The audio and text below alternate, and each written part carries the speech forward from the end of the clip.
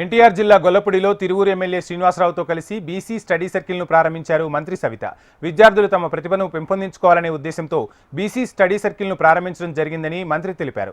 స్వర్గీయ ఎన్టీఆర్ బడుగు బలహీన వర్గాల ఆశాజ్యోతి అని కొనియాడారు.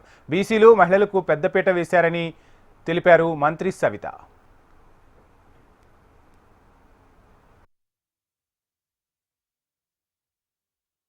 బడుగు బలహీన వర్గాలు ఈ రోజు ఇలా వేదిక పంచుకుంటున్నాయి అంటే అన్న నందమూరి తారక రామారావు గారిని సభాముఖంగా తెలియజేస్తున్నాం.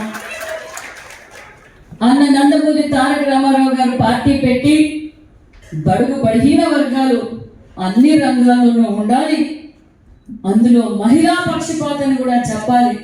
ఆనాటికే మహిళలు కూడా విద్యావంతులు కావాలి, మహిళలకు కూడా యూనివర్సిటీలు తెచ్చిన ఘనత అన్న నందమూరి తారక రామారావు గారు. తన ఇంటి నుంచే మహిళలకు కూడా ఆస్తిలో వాటా ఉండాలి, వాళ్ళకు కూడా హక్కులు కావాలని తన ఇంటి నుంచే వాటా పంచిన గొప్ప వ్యక్తి మన అన్న నందమూరి తారక రామారావు గారు కూడా తెలియజేస్తున్నాం.